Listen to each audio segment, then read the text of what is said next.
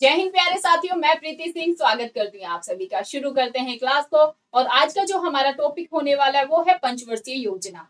पंचवर्षीय योजना से डियर फ्रेंड्स हर कॉम्पिटेटिव एग्जाम में 1 से 2 प्रश्न पूछा ही जाता है, चाहे वो पीसीएस के एग्जाम हो, एसएससी के एग्जाम हो, रेलवे के एग्जाम हो या फिर कोई भी कॉम्पिटेटिव एग्जाम आप ले लें। चलिए तो शुरुआत करते हैं और पहले प्रश्न की तरफ मूव करते हैं। ध्यान देंगे, भारत में द्वितीय पंचवर्षीय योजना का अनुमानित विकास लक्ष्य क्या रखा गया था। यह क्वेश्चन बार बार एग्जाम में पूछा जाता है। तो जो विकास लक्ष्य था वो रखा गया था 4.5%।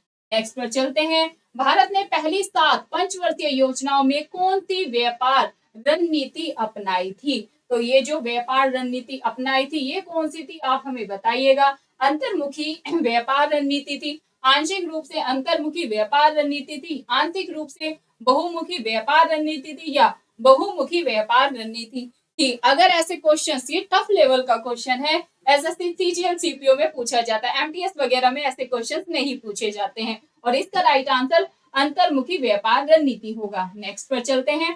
किस पंचवर्षीय योजना में भारत में राष्ट्रीय बागवान मिशन एनएचएम शुरू किया गया था। तो आप ध्यान रखेंगे 10वीं पंचवर्षीय योजना। नेक्स्ट पर चले।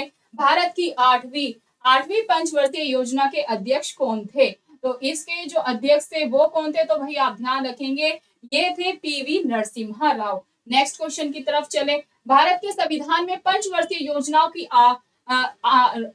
की अवधारणा डैश से ली गई। तो भारत में जो पंचवर्षीय योजना की डियर फ्रेंड्स अवधारणा थी वो हमने किस देश के कॉन्स्टिट्यूशन से ली है। तो आपका आंसर होगा रूस। जैसे हमने भाई बहुत सारी अवधारणाएं, बहुत सारी चीजें अदर कंट्री से ली है। जैसे फंडामेंटल राइट की बात करें तो यूएसए से ली है। अगर हम डीपीएसपी की बात करें तो आयरलैंड के संविधान से ली है। अगर हम बात करें फंडामेंटल ड्यूटीज की तो यूएसएसआर के कॉन्स्टिट्यूशन से ली है। अगर हम बात करें समवर्ती सूची कहाँ से ली है, ऑस्ट्रेलिया। तो ऐसे ही पंचवर्षीय योजना हमने कहाँ से ली है, हमने रूस के कॉन्स्टिट्यूशन से ली है।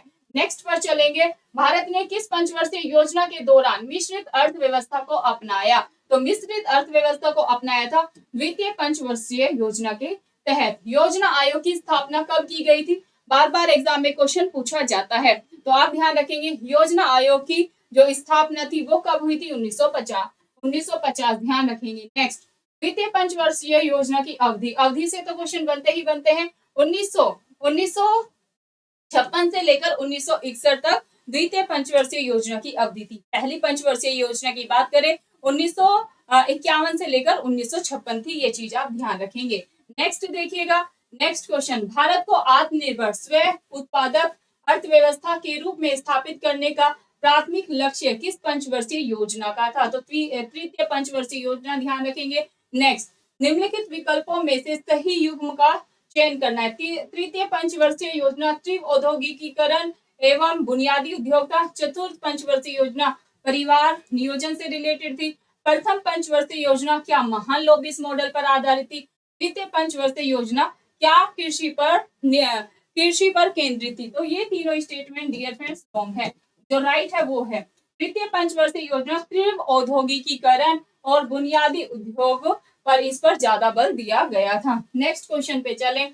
भारत में किस पंचवर्षीय योजना के अंतर्गत नीली क्रांति का आरंभ किया गया था, यानी कि ब्लू रेवोल्यूशन का जो आरंभ था किस पंचवर्षीय योजना के तहत किया गया। तो आपका आंसर होगा भाई यह किया गया था 7वीं पंचवर्षीय योजना के दौरान। नेक्स्ट पर चलें। जवाहर रोजगार योजना किस पंचवर्षीय योजना में शुरू की गई थी। तो आपका आंसर होगा 7वीं पंचवर्षीय योजना। नेक्स्ट क्वेश्चन पे चले। निम्नलिखित पंचवर्षीय योजनाओं में कौन सी योजना 2 युद्धों के कारण प्रभावित हुई। तो 2 युद्धों के कारण तीसरी पंचवर्षीय योजना प्रभावित हुई। नेक्स्ट, भारत की प्रथम पंचवर्षीय योजना किस मॉडल पर आधारित थी। भारत की जो प्रथम पंचवर्षीय योजना थी डियर वो किस पर आधारित थी। तो आपने ध्यान रखना है, आप ध्यान रखेंगे भाई हेरोल्ड डोमर मॉडल। क्या भाई, हेरोल्ड डोमर मॉडल पर आधारित थी। और जो द्वितीय पंचवर्षीय योजना थी वो पीसी महान लोबिस पर आधारित थी। भारत की पंचवर्षीय योजनाओं की अंतिम मंजूरी कौन देता है। तो ये देता है भाई, आपने ध्यान रखना है, राष्ट्रीय विकास परिषद यानी कि एनडीसी। नेक्स्ट पर चलो। तृतीय पंचवर्षीय योजना की अवधि क्या थी। तो आप ध्यान रखेंगे तृतीय पंचवर्षीय योजना की अवधि आप मुझे बताएंगे कब से कब तक थी। तो इसका जो राइट आंसर है 1961 से लेकर 66। ध्यान रखें द्वितीय पंचवर्षीय योजना किस मॉडल पर आधारित थी? तो द्वितीय पंचवर्षीय योजना आएगी तो आपने ध्यान रखना है भाई पीसी महालोबिस मॉडल पर आधारित थी। नेक्स्ट, तृतीय पंचवर्षीय योजना का मुख्य उद्देश्य क्या था? भाई तृतीय जो पंचवर्षीय योजना थी इसका मुख्य उद्देश्य था कृषि विकास। क्या भाई? Agriculture development. आप आंसर लगा के आएंगे। नेक्स्ट क्वेश्चन देखो, भारतीय राष्ट्रीय राजमार्ग प्रणाली किस पंचवर्षीय योजना में शुरू की गई थी? तो ये ध्यान रखना है 5वीं पंचवर्षीय योजना। और गरीबी हटाओ का नारा भी किस पंचवर्षीय योजना के दौरान दिया गया था? 5वीं पंचवर्षीय योजना याद रखेंगे।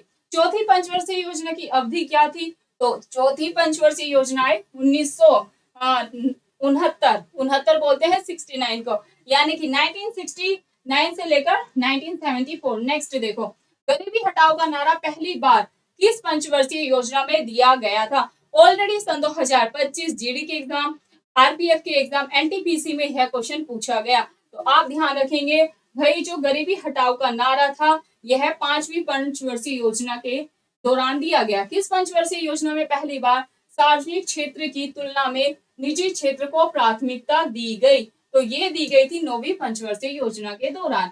नेक्स्ट देखेंगे, निम्नलिखित में से किस पंचवर्षीय योजना को गाडगिल योजना भी कहा जाता है? भाई जो गाडगिल योजना है यह किस पंचवर्षीय योजना को कहा जाता है? तो आप आंसर लगा के आएंगे प्रथम पंचवर्षीय योजना।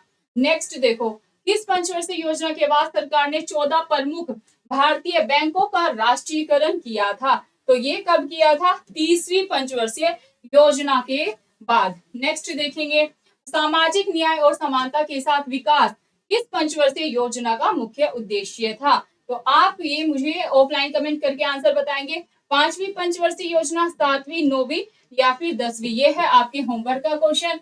भाई पंचवर्षीय योजना की एक क्लास और लगेगी जिसमें मैं और टॉप 25 क्वेश्चंस आपको कराऊंगी और इन 50 क्वेश्चन से बाहर पंचवर्षीय योजना से एग्जाम में क्वेश्चंस नहीं देखे जाएंगे। तो पार्ट 2 इज कंटिन्यू। अगली क्लास में पंचवर्षीय योजना के टॉप 25 क्वेश्चंस मिलेंगे। आपको क्लास कैसी लगी फीडबैक जरूर दीजिएगा। चैनल को सब्सक्राइब करें, वीडियो को ज्यादा से ज्यादा शेयर करें, वीडियो को लाइक जरूर करके जाएंगे। बहुत बहुत शुक्रिया, धन्यवाद आप सभी।